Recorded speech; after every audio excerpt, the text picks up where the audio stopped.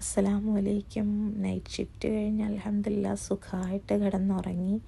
ഇടയ്ക്ക് ആഫ്റ്റർനൂൺ എഴുന്നേറ്റ് ചോറും സാമ്പാറും മുട്ട പൊരിച്ചതും കഴിച്ചിട്ട് നമസ്കാരവും കഴിഞ്ഞിട്ട് പിന്നെ കയറി കിടന്നുറങ്ങി. പിന്നെ 5 മണിക്ക് 5:30 ആയപ്പോൾ എഴുന്നേറ്റ് ഒരു കിഴങ്ങറി വെക്കാനായിട്ട് കിച്ചണിൽ കയറി. സവാളയും കിഴങ്ങും വെളുത്തുള്ളി ഇഞ്ചിയും ഒക്കെ നന്നാക്കി. പിന്നെ കുക്കറിൽ കടുക് പൊട്ടിച്ചു, സവാളയും കിഴങ്ങും ഇട്ടു, കരിവേപ്പില ഇട്ടു.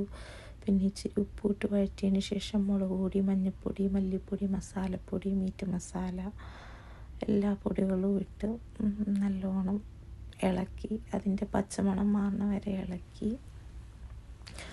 അതിനുശേഷം ഒരൽപ്പം വെള്ളം ഒഴിച്ച് ഇളക്കി കുക്കർ അടച്ച് 3 വിസിലടിച്ച് മാറ്റി വെച്ചിട്ട് ഞാൻ റൂമിലേക്ക് പോന്നു. മഗ്‌രിബ് നമസ്കരിച്ചു, ഇശ നമസ്കരിച്ചു, ഓതാനുള്ളത് ഓതി. പിന്നെ ആത്തിക്കേനെ വിളിച്ചു. ആത്തിക്ക് ഹാക്കിബും ഉമ്മച്ചി സംസാരിച്ചു.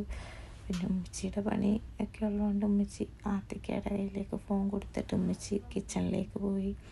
ആത്തിക്കയുടെ ടോപ്പിക്ക് ഇന്ന് വേറെ ഒന്നുമല്ല, എൻ്റെ വീഡിയോയാണ്. ഉമ്മയുടെ വീഡിയോയൊക്കെ കണ്ടു, വളരെ ഹാപ്പിയാണ്. അതൊക്കെ നല്ലതാണെന്നാണ്. ആത്തിക്കയാണ് എൻ്റെ ഏറ്റവും വലിയ പ്രൊമോട്ടർ. ആത്തിക്കയ്ക്കും ആക്കിബിനും ഇഷ്ടമായി എന്നൊക്കെയാണ് അവർ പറയണത്.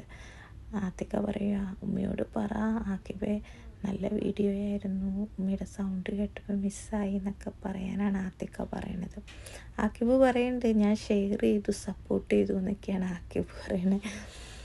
അൽഹംദുലില്ലാ പിള്ളേർ ഹാപ്പിയാണ്. പിന്നെ സ്കൂളിലെ വിശേഷങ്ങൾ. പിന്നെ ആത്തിക്കയ്ക്ക് വേറൊരു ടൈപ്പ് ബാഗ് വേണം. പിന്നെ ആക്കിബിൻ്റെ പേപ്പർ കാണിച്ചു.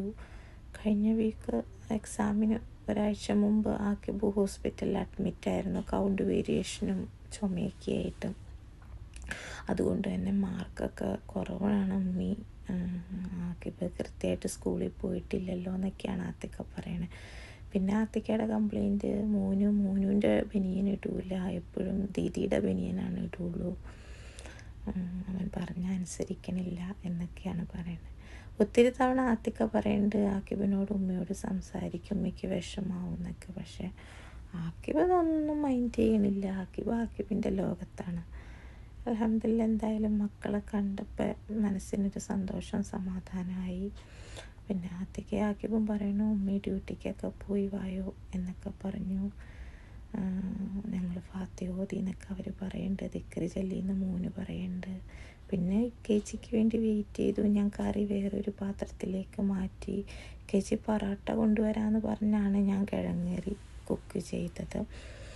പക്ഷേ ഇക്കേച്ചി വന്നപ്പോൾ ബിരിയാണിയാണ് കൊണ്ടുവന്നത്. അതുകൊണ്ട് ഞാൻ കിഴങ്ങേറി ഫ്രിഡ്ജിലേക്ക് എടുത്തു വെച്ചു. ഇനി പിന്നെ ഒരു ദിവസം ഉപയോഗിക്കാമല്ലോ എന്ന് വിചാരിച്ചു. പിന്നെ ഡ്രസ്സൊക്കെ മാറി. അതിനുശേഷം പതിവ് പോലെ ഫാത്തിഹ ഓതി ആത്മാർത്ഥമായിട്ട് ദുആ ചെയ്തു. പിന്നെ എന്നും നോക്കണാതിരി എൻ്റെ ഔട്ട്ലുക്ക് നോക്കി എന്തെങ്കിലും മിസ്റ്റേക്ക് ഉണ്ടോ എന്ന്. പിന്നെ ലൈറ്റൊക്കെ ഓഫ് ചെയ്ത് റൂമൊക്കെ പൂട്ടി പയ്യനെ വെളിയിലേക്ക് ഇറങ്ങി. ലിഫ്റ്റിന് വേണ്ടി വെയിറ്റ് ചെയ്തു. അതുപോലെ ലിഫ്റ്റ് വലിയ ബിസിയൊന്നും അല്ലായിരുന്നു, പെട്ടെന്ന് തന്നെ വന്നു. കാരണം നൈറ്റല്ലേ, അതുകൊണ്ട് തന്നെ തിരക്കൊക്കെ കുറവാണ്. അതുകൊണ്ട് ലിഫ്റ്റ് വന്നു. അതുപോലെ വന്ന ലിഫ്റ്റാണെങ്കിൽ എനിക്കിഷ്ടപ്പെട്ട ലിഫ്റ്റ്, മിററുള്ള ലിഫ്റ്റിൽ കയറിയാൽ എനിക്ക് വീഡിയോ എടുക്കലും ഫോട്ടോ എടുക്കലും ഒരല്പം കൂടുതലാണ്. അതിനുശേഷം പെട്ടെന്ന് തന്നെ ഓടി സ്റ്റേഷനിലേക്ക് ഞാൻ.